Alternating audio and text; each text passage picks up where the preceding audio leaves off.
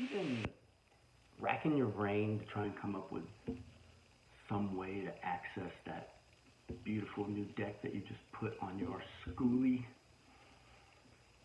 Something that not only works really well but doesn't break the bank? Well, this video is for you.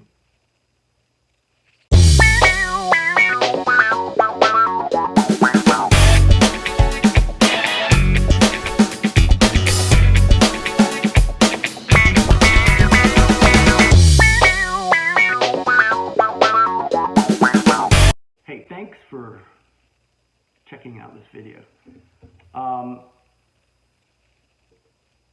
I was racking my brain to try and come up with a way of accessing the deck that I just put up on my school bus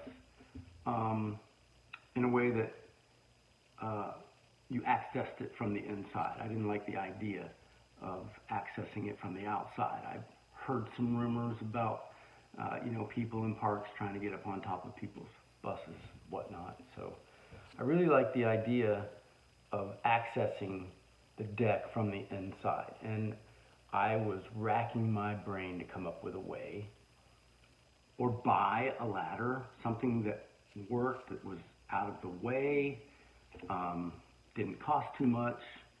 And I looked at some boat ladders, that hang off the end of a boat for accessing the ski deck, and thought of different kinds of rope ladder stuff, whatever. And then one day it just hit me. I have been using one of those extension ladders,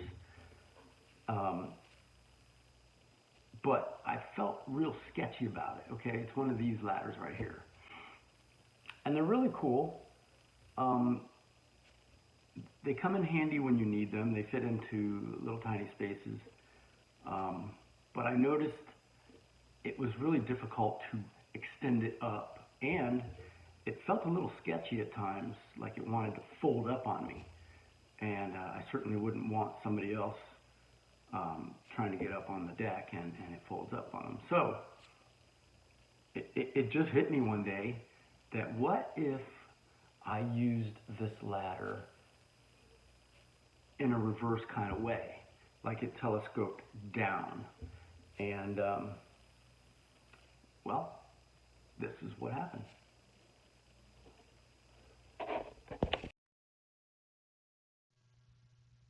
Okay, so I'm just going to try and narrate this video after the fact because I really suck at, at, at making videos in the first place. So you don't have to listen to my voice while I'm trying to do something that I don't even really know what I'm doing. So at, at this point right here, I took my ladder and I laid it out on the table. And I convinced myself that, cutting up this ladder is no big deal. I only paid like $100 for it. I think you can get them new for like 150. Anyway, I'm describing here where I'm going to cut this. I have no idea what I'm about to cut into. And you'll see that I really did get lucky. These ladders use seals on the inside for each segment. And you'll see that when I cut, I picked like halfway. You'll see me marking this ladder right here. No idea what to expect inside. I just thought maybe I would be cutting, I knew I would be cutting through two tubes, but I didn't expect to see a literal seal on the end of the one tube. And it made sense because of the way they retract. But I got lucky, and here I go. I'm going to cut. And like I said, it was about halfway in between each rung. Excuse me. I always get a little squeamish when I start using my grinder. And I need to say this as a disclaimer. Please wear the proper PPE attire. At the very least, some eye protection, because a grinder just throws hot metal all over the place. Okay, so I've got my one cut on the top side. I'm flipping it over. Still don't quite know what to expect. I'm just going through the motions. To be honest, I really didn't expect this to turn out as successful as it did.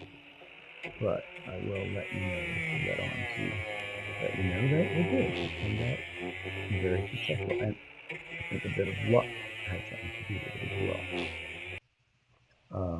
So here I am. I'm still trying to cut through it. All right, so I've cut through both sides.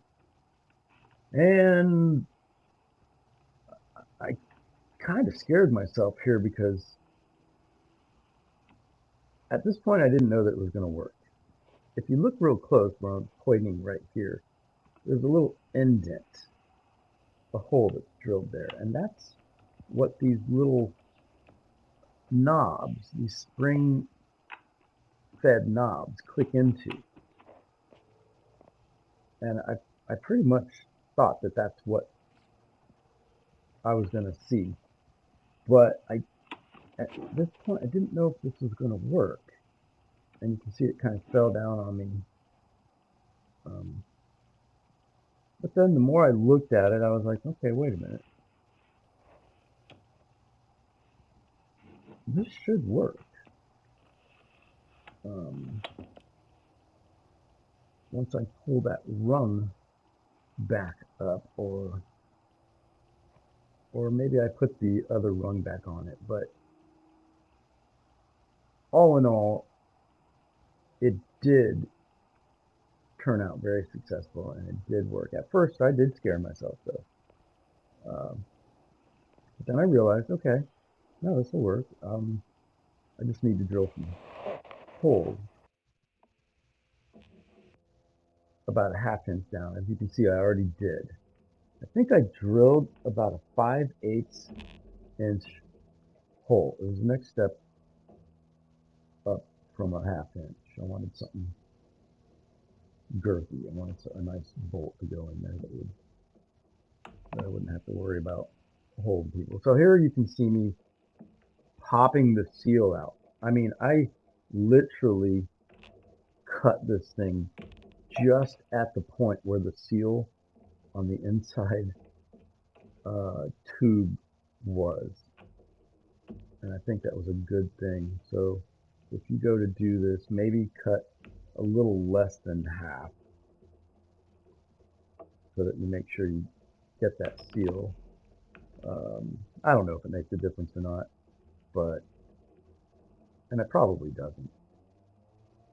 But anyway, it worked out. So about 1 inch down from where I cut, I drilled, just by eyeballing, I drilled, I think it was a 5/8 hole all the way through on both sides. I just tried to align it up with the other side. It was not precise in any means, but I just wallowed it out pretty good with the drill bit so that the 5/8 bolt would go through there with no problem. Now I did create a lot of shavings. You can see that inner seal there. Make sure to clean out those shavings, or they could end up, oh, I don't know, on the floor, and if you're ever barefooted, or they even end up in the bed. It certainly wouldn't feel very good if you've ever gotten metal shavings in your skin or on your bare feet and stuff. So I'm just checking this out. Of course, I took a file to the end here, and I filed down the ends. I won't bore you with all that. But okay, so I'm just making sure that these rungs still utilize the spring triggered little knobbies in there, and making sure that it's going to work for what I need it to do. It looked like it was all. I'm probably sitting there stunned that, oh my God, this is going to work. So anyway, I cleaned it up and then I put it all together. I did not show you any video of it going together and how I did it. I apologize for that, but it just takes so much time. So what I'm going to do is I'm going to really show you here that I came up with 2 L brackets from Home Depot in the roofing area where you can get the truss brackets, and I just utilized the ribbing of the ceiling. Maybe I pulled out one of the screws, and I measured the ladder where I needed to put the bracket, and you can see that I did drill 2 screws in the top of the ceiling with some self-tapping, a hole small enough so that the actual screw that I pulled out of the ribbing, I actually used to go right into the new hole there. And this is, again, this is the locking feature. I found this bracket in the gating department of hinges and whatnots for making, fences and gates at Home Depot. And you can see I'm using one hand here because I'm trying to hold the phone and take video. So you can see that it's easy to do with one hand. And here it is retracting all the way to the floor. And again, make sure that you cut off enough that's going to be long enough to use from the ceiling to the floor. And I'm opening the hatch to show just how sturdy it really is. I mean, I'm really happy with the way this thing works, as opposed to using it the way you're supposed to use it. Like I said, I got kind of sketched a few times, and the thing felt like it wanted to telescope, is that the word? Retract. So anyway, yeah, so I'm going back down, and I'm going to show you how it is to fold it back up with one hand now, mind you, because I'm utilizing or holding on to the phone. So it's twice as easy with 2 hands. Just hitting both the little red knobs. Retracts the little spring-fed knobbies that are in there, which then allows it to push back in. And I'm putting it back up, using one hand to rotate that bracket around, which I used a number 12 2-inch screw, sheet metal screw, to go up into that original rib screw hole. Again, kind of just showing you how I went through each bracket and showing you how it kind of folds up over that emergency hatch. It's out of the way. It looks really good. Pretty sturdy, very sturdy, as a matter of fact. And or I could put another bracket on the other side, but at this point I see no need. Again, there's the bracket that I put up with a a ratcheting cordless screw gun. A little shot of the whole bus itself. Now, at this point, I'm trying to be cool and show you that the door still works with the bracket there, but it doesn't. It ran into it. So I just kind of cantered it to the side a little bit to allow the barn bathroom door open, and the shower door doesn't get in the way of that, and it does not get in the way of the shower door if I canter it to the side. Now, you could rotate it all the way to the back side and put the bracket on the rib over where my bed is. You could do that. However, I want the headspace in the bedroom, so I'm going to go with this first. It doesn't seem to be an issue.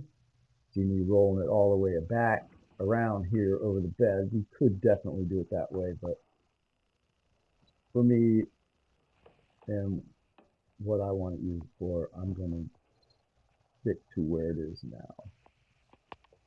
And that's that. I am extremely happy with the way it turned out.